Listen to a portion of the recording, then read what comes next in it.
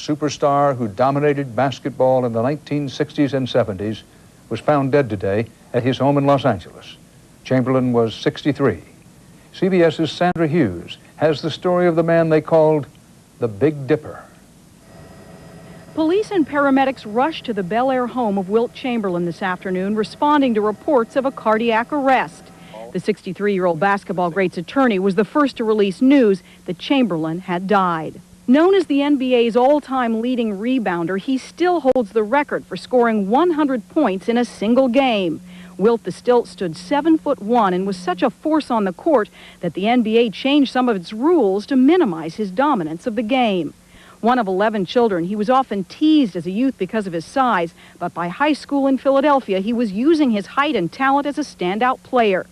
He led the University of Kansas Jayhawks into the NCAA Finals. He played 14 mesmerizing professional seasons, winning one championship with the LA Lakers. Even though much was made of his rivalry with Boston Celtics player Bill Russell, he was humbled by Russell's talent. I was fortunate enough to start playing my basketball career who I consider against the best, which is Bill. Competition, I believe, brings the best out of you. Not so humble in a tell-all book that stunned fans in which he bragged of sleeping with thousands of women. But the ability he'll be remembered for most was playing an outstanding game, one of the best in basketball history.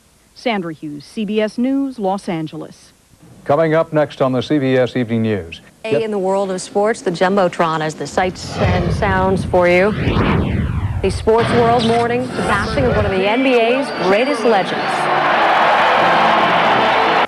Baseball's top talk show gets down to the business of balls and strikes finally, game one of the NLCS. This bull may be headed to Tinseltown for a reunion with his former coach. Jets lose, Parcells talks, enough said.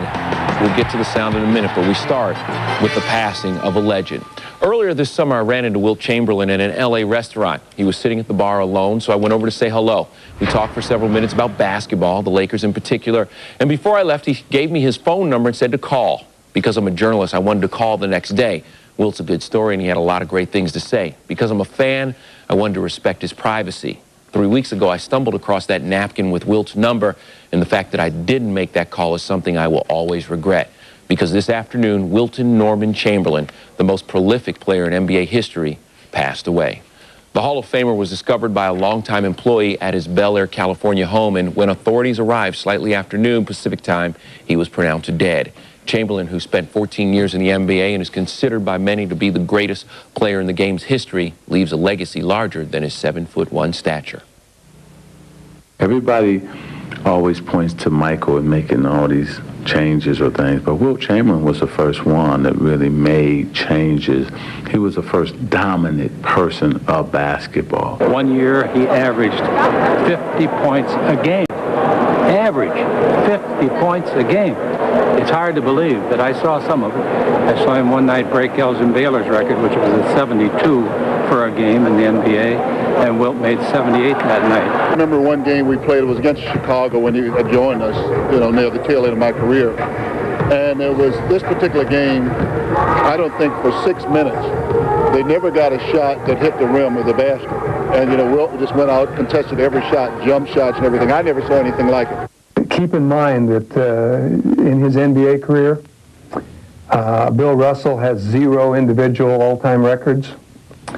Michael Jordan has 3 all-time NBA records. Wilt Chamberlain has 56 all-time NBA records.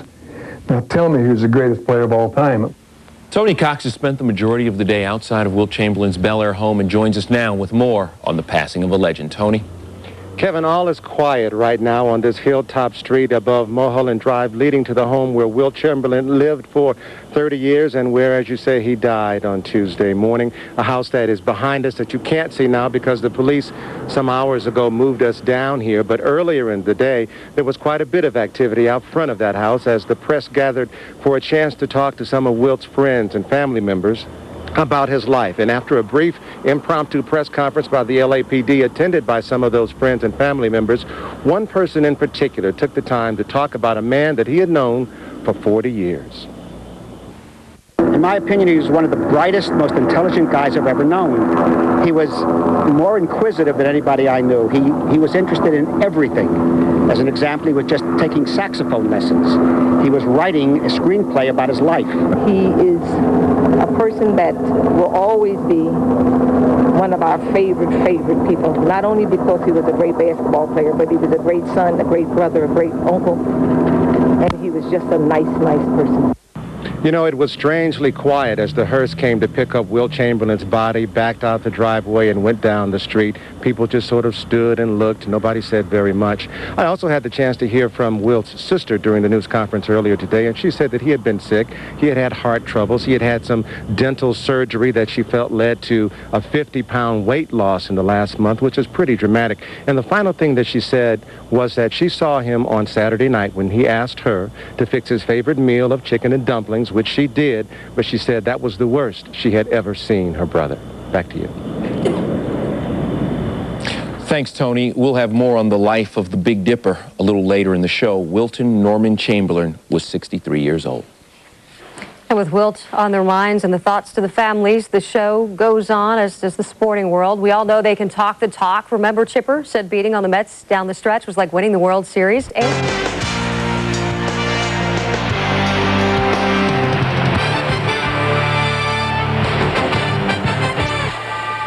Sixers coach Larry Brown tells a great story about Wilt Chamberlain. When Brown coached at UCLA in the early 80s, Wilt dropped by Pauley Pavilion one afternoon to play in the pickup game that Magic Johnson often organized. Johnson made several calls against Chamberlain, including goaltending during the game. And finally, Wilt said, "Okay, no more layups in this gym."